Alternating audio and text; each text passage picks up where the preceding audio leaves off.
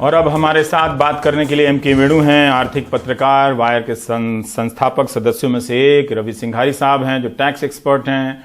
Professor Praveen Jha हैं, अर्थशास्त्री हैं, अर्थशास्त्र पढ़ाते हैं। माफ़ी चाहता हूं आप लोगों से, बहुत ज़्यादा समय ले लिया क्योंकि मैं पुराने स्टाइल का छात्र रहा हूं, तो जो नोट्स तैयार करके आया था, सवाल कुछ भी हो मैंने सारे लिख डाले, बता डाले। वेणु, मैं आपसे पहला सवाल ये करना चाहता हूं कि एक सच्चाई है कि 80% लोग इस वक्त तकलीफ में हैं, उनके पास खरीदने की क्षमता नहीं है, उनके जो रोजगार मिल भी रहा है बहुत ही खराब सैलरी वाली नौकरियां मिल रही हैं, और एक तरफ है कि इकोनॉमी में सुधार हो रहा है, बाउंस हो रहा है। क्या आप कुछ कनेक्शन लगा सकते हैं कि यह सुधार कहां से हो रहा है? इस सुधार का कितना कुछ नीचे या बीच में ही कहीं पहुंचता हुआ दिख रहा है, भले गरीबों का ना हो? क्या मिडिल क्लास के लोगों की सैलरी बढ़ रही है अगर ये सुधार हो रहा है, बाउंस बैक हो रहा है तो? रवीश, इसका ये पहली बारी, मेरे हिसाब से ये पहली बारी ये एक्सपीरियंस हमारे हिंदुस्तान की जो अर्थव्यवस्था में ये हुआ है कि जो टॉप जो 20% जो सर्वे दिखा रही हैं, जो आपने जिक्र किया जिस सर्वे का, आइस 360, जो टॉप 20% जो है उनकी आमदनी करीब 39%, 39% बढ़ी है, और जो नीचे वाले जो है 20% उनकी आमदनी 53% घटी है। उसके ऊपर भी आप जाएं, अगर बॉटम 50% ले लें तब भी घटी है, उसमें वही सर्वे दिखाता है कि तब भी 10-15% घटा है।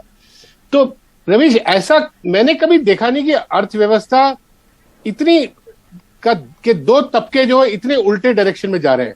इसीलिए कल मैं देख रहा था कि इंडस्ट्री के लोग भी देखिए, कंपनियों को तो बेनिफिट हुआ है क्योंकि जो ये डिमोनेटाइजेशन के बाद रवीश, ये सरकार की खास नीति थी कि इकोनॉमी, जो इनफॉर्मल इकोनॉमी, वो फॉर्मल सेक्टर में आ जाए।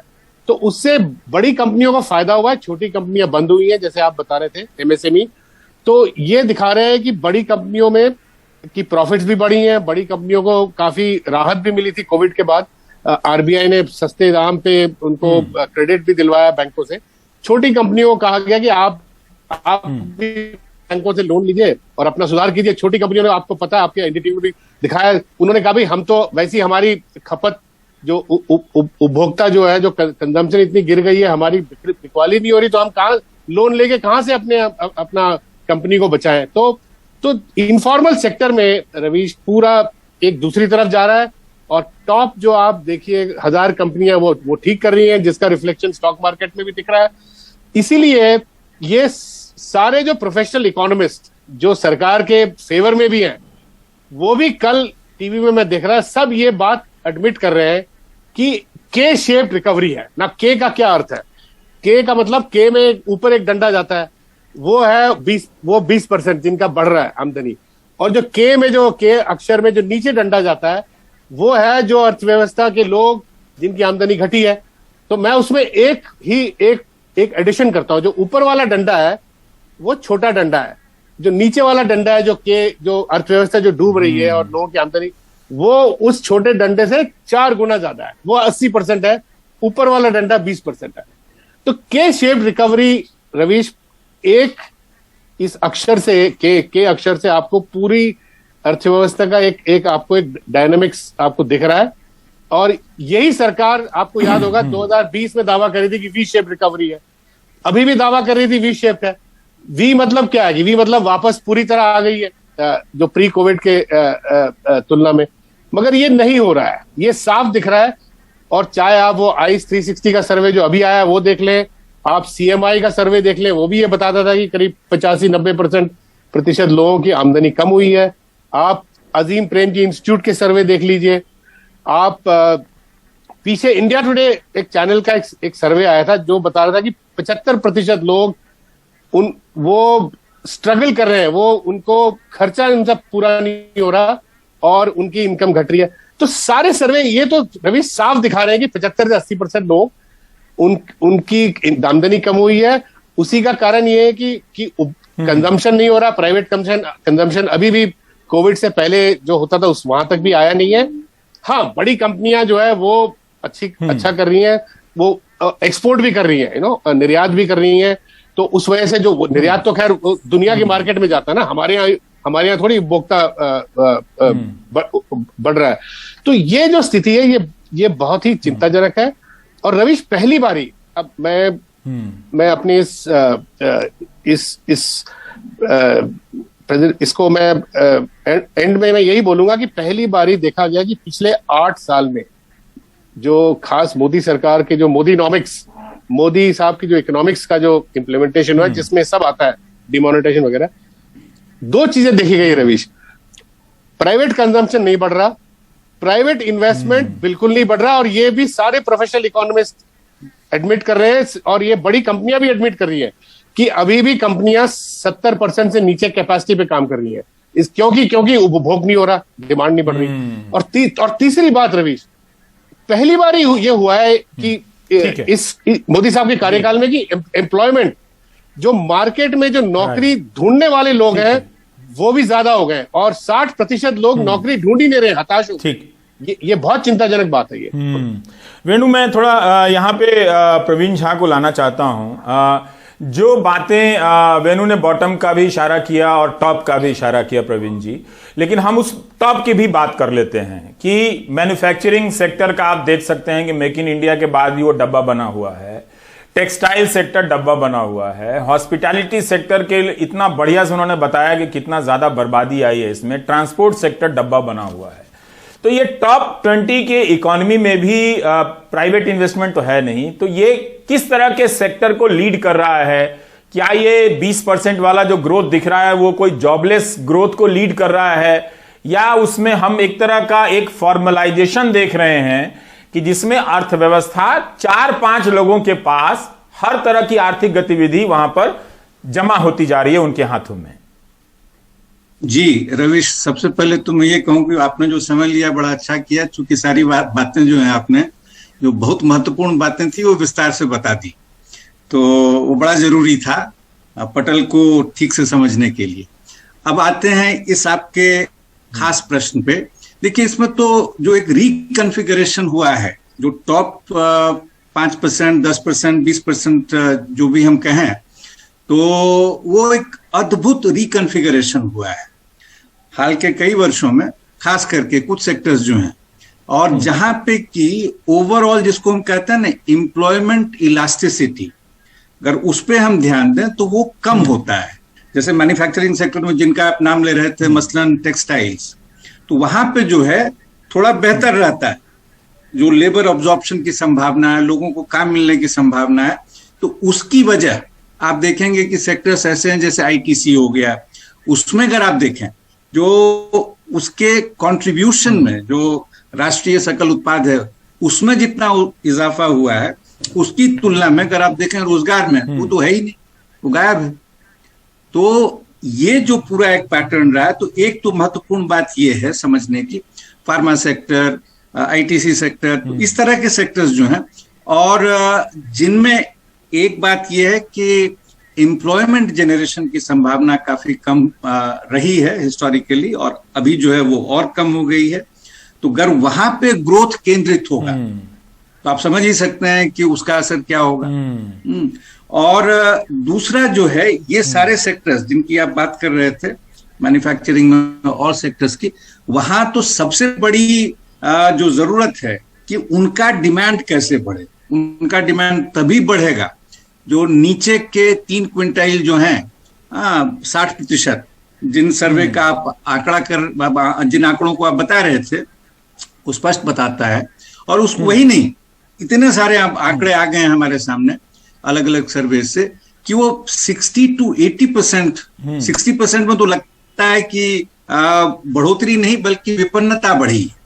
बस एक आंकड़ा मैं आपको बताऊंगा कि ये कोविड के पहले ही नेशनल सैंपल सर्वे का जो था कि ग्रामीण भारत में पर कैपिटा कंजम्पशन 11-12 और 17-18 के बीच 6 वर्ष के दौरान ग्रामीण भारत में ये घटा था, पूरे ग्रामीण भारत में हर तबके में 9%। हाँ, ठीक। हिंदुस्तान ही नहीं बल्कि आप अफ्रीका का भी इतिहास देख लीजिए, इस तरह के आंकड़े आपको नहीं मिलेंगे। और उसके बाद जो कोविड की मार पड़ी है तो आप समझ ही सकते हैं वो और कितना गहराया होगा। तो इनको अगर हम ध्यान में रखें तो हम ये भी समझ सकते हैं कि ऊपर कहाँ पे ग्रोथ हो रहा है, कहाँ पैसा बन रहा है, और ये जो 102 से 142 बिलियनर जो हमारे हो गए हैं ऑक्सफैम के सबसे रिसेंट सर्वे के मुताबिक, तो वो कौन है आप समझ सकते हैं जी।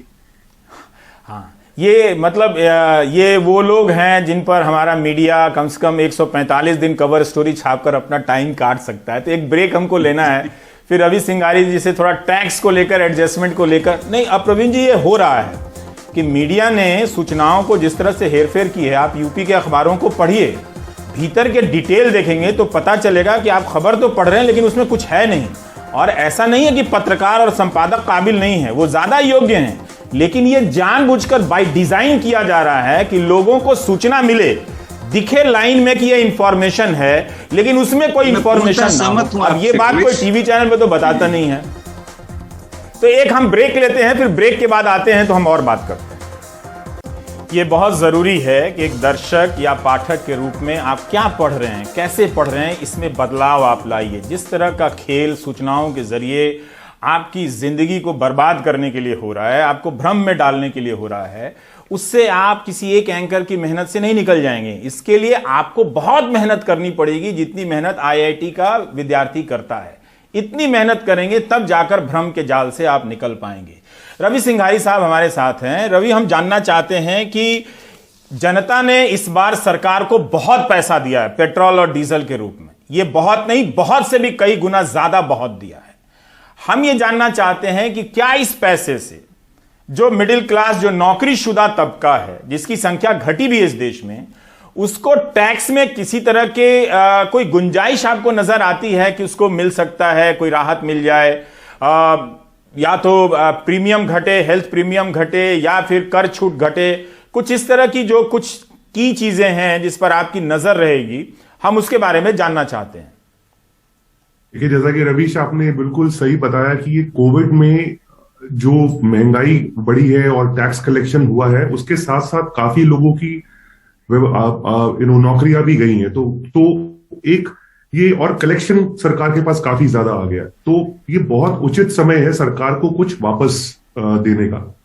तो एक बहुत बड़ी जो एक्सपेक्टेशन एक आम आदमी की रहेगी, जो मध्यम वर्गीय एक नौकरीशुदा इंसान है, कि एक स्टैंडर्ड डिडक्शन लाया गया था आज से दो साल 3 साल पहले, जबकि वो 40,000 से शुरू हुआ था, और उसके बदले में सरकार ने मेडिकल बेनिफिट और कन्वेंस बेनिफिट वापस ले लिया था।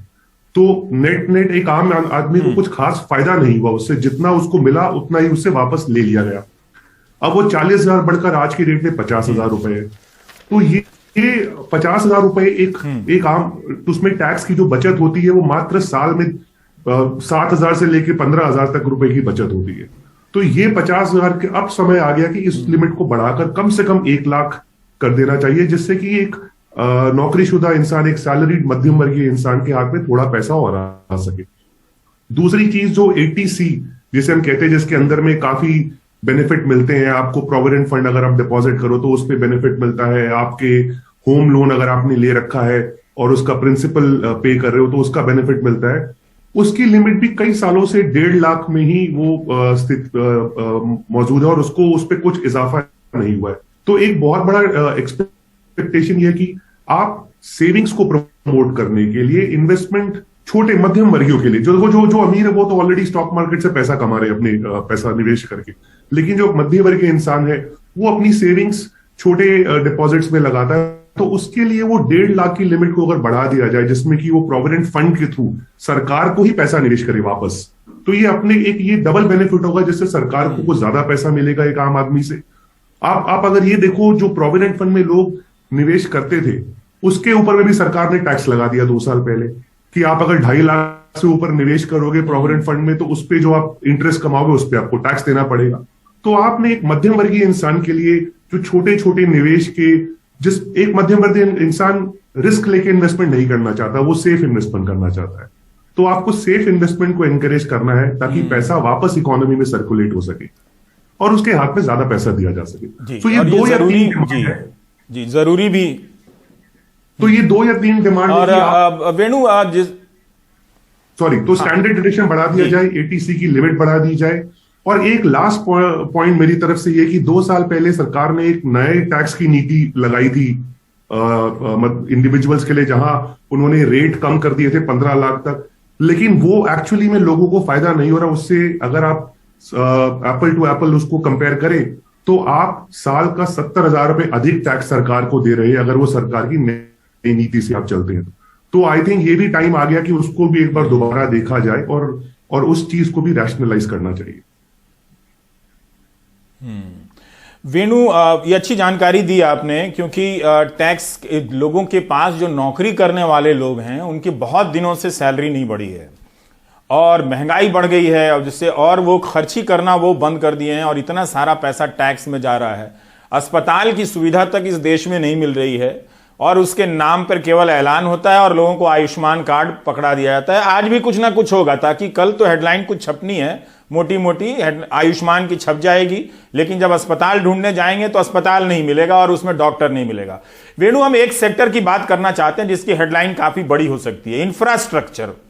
इस सेक्टर में 100 लाख मतलब करोड़ के निवेश की बात हुई थी। 103 लाख करोड़ का पाइपलाइन बना था। आर्थिक सर्वे से या और दूसरे सर्वे से जो जानकारियां हैं इस सेक्टर के बारे में, वो किस तरह की उम्मीदें पैदा कर रही हैं कि कितना सारा कुछ इसमें एम्प्लॉयमेंट और इंफ्रास्ट्रक्चर वाकई डेवलप हो रहा है।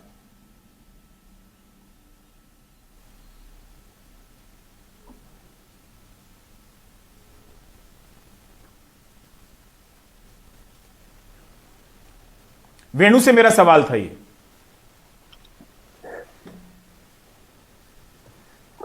सो रवीश, ये जैसे आपने कहा 2019 में सरकार ने ऐलान किया था कि इंफ्रास्ट्रक्चर में 100 लाख करोड़ 5 साल में खर्चा होगा। तो 5 साल में अगर रवीश 100 लाख करोड़ अगर है तो आप ये मान के चलिए कि एक साल में 20 लाख करोड़। तो आप और आपने सही कहा कि 2020 का जो बजट देखें तो उसमें कितना एलोकेशन है। सरकारी जो सेंट्रल गवर्नमेंट ने केवल 5.5 लाख करोड़ का एलोकेशन किया है इंफ्रास्ट्रक्चर पे, और इंफ्रास्ट्रक्चर में सब कुछ आ जाता है, रोड, स्पोर्ट्स, एयरपोर्ट जो सरकार बनाती है। और उसमें जो आपने जो कल अपने एनडीटीवी में दिखाया, जो नेशनल सिंचाई योजना, जिसपे इन्होंने दावा किया था 4 साल पहले रवि कि 8 लाख मेरे ख्याल हेक्टेयर की सिंचाई होगी और 86,000 करोड़ का खर्चा होगा, और उसमें आपने उसका वो आउटकम दिखाया कि केवल 15,000 करोड़ पिछले 4-5 साल में हुआ है। तो ये सारी चीजें रवीश, ये है इंफ्रास्ट्रक्चर। ये जो, और इस पे अगर आप देखें सालाना 20 लाख करोड़ बनता है। अगर आप 5 साल में 100 लाख करोड़ करते हैं तो पिछले साल 5-5.5 लाख करोड़ सरकार ने एलोकेट किया। उसके आगे तो कुछ पता ही नहीं। स्टेट गवर्नमेंट ने भी मेरे ख्याल कोविड के चलते उन्होंने 3-4 लाख करोड़ उन्होंने भी किया होगा। तो ये 20 लाख करोड़ का आधा, मेरे ख्याल आधा ही एलोकेशन हुआ है। और इस साल इसीलिए इस साल सब लोग कह रहे हैं देखना है कि इसमें कितना आएगा इस बजट में। तो जो इकोनॉमिस्ट जो है, जो प्रोफेशनल अर्थशास्त्री बोल रहे हैं कि इस साल कम से कम 30-40% बढ़ोतरी अगर ना हुई तो ये इंफ्रास्ट्रक्चर पाइपलाइन प्रोजेक्ट है जो 20 लाख करोड़ साल का, इसका कोई फायदा नहीं और इससे कोई मतलब एम्प्लॉयमेंट जनरेट नहीं होगा। और इस पे मैं वापस रवीश आपके उस एग्जांपल पे आना चाहता हूं जो कल आपने दिखाया था। सिंचाई योजना सबसे ज्यादा एम्प्लॉयमेंट इंटेंसिव इंफ्रास्ट्रक्चर प्रोजेक्ट हो सकता है अगर ये पूरा 86,000 करोड़ जो इन्होंने दावा किया है वो खर्चा करें। इसलिए ये बहुत जरूरी है। लेकिन वेणु, हमने देखा है एक बजट को पढ़ते समय एक चीज नजर आई कि ये 5-5 साल का एक साथ क्लब करके टारगेट और पैसा बताती है सरकार, और अगले 1-2 साल में कुछ पता ही नहीं चलता है। जो टारगेट सब हेडलाइन के हिसाब से ऐसा लगता है कि हेडलाइन केवल मोटी छपनी चाहिए, वो पता नहीं चलता। आप नमामि गंगे का देख लीजिए, आप इलेक्ट्रिकल व्हीकल का जो फेमा FEMA 2 एक प्रोजेक्ट आया, उसमें 10,000 करोड़ की बात हो गई, ऐलान हो गया और दिया गया कोई 1,500 करोड़ 1,600 करोड़ रुपया ही। तो बहुत सारी योजनाएं, उनके टारगेट, उनका पैसा सब गायब मिलता है। प्रवीण जी से मेरा एक सवाल है कि जैसे अभी रवि कह रहे थे कि जो लोग नौकरी में हैं उनको टैक्स में रियायतें दीजिए ताकि उनके पास कुछ पैसा जाए, बचत के लिए भी और खर्च के लिए भी। लेकिन हम आपसे ये जानना चाहते हैं कि जो बड़ी आबादी है, जो बेरोजगार है, जो गरीब है, 80% जो लोग हैं, उनके हाथ में पैसा जाए, इसका स्कोप क्या होना चाहिए? वो क्या तरीका होना चाहिए कि उनके हाथ में भी कुछ ज्यादा पैसा जाए जिससे पर्सनल कंजम्पशन, निजी उपभोग बढ़े? स्पष्ट चीजें हैं। एक तो हम ग्रामीण भारत में देखते हैं कि मनरेगा जो है तो उसको कैसे और सशक्त किया जाए, और सशक्त करने के लिए एक बहुत महत्वपूर्ण जो अभी आवश्यकता है कि वेज रेट को कैसे बढ़ाया जाए। आप तो बता रहे हैं और बिल्कुल सही बता रहे हैं कि वहां तो वेज थेफ्ट हो रहा है। मिनिमम वेज की बजाय आप उससे कम इस पे अगर लोगों को एम्प्लॉय करते हैं, ये कानूनी तौर पे भी जो है इसका संज्ञान होना चाहिए। तो एक तो वो है। दूसरा, इसी तरह की चीज मेरी समझ से बहुत आवश्यक है कि आप अर्बन इंडिया में करें। और ये सारी जो डिमांड ड्रिवन चीजें हैं, और ये सिर्फ मैं नहीं कह रहा हूं, और मतलब आप ये कहेंगे कि साहब ये जो कुछ वामपंथी विचारधारा के लोग हैं वो नहीं कर रहे, इस पे जो है एक काफी व्यापक सहमति है। कई लोग जो वेणु जो बता रहे थे कि अर्थशास्त्री जिनसे जो इन चर्चाओं में आ रहे हैं, उनमें से कई लोगों का भी कहना है कि डिमांड को स्ट्रेंथन करने का सबसे महत्वपूर्ण तरीका है कि एम्प्लॉयमेंट को कैसे आप स्ट्रेंथन कर सकें।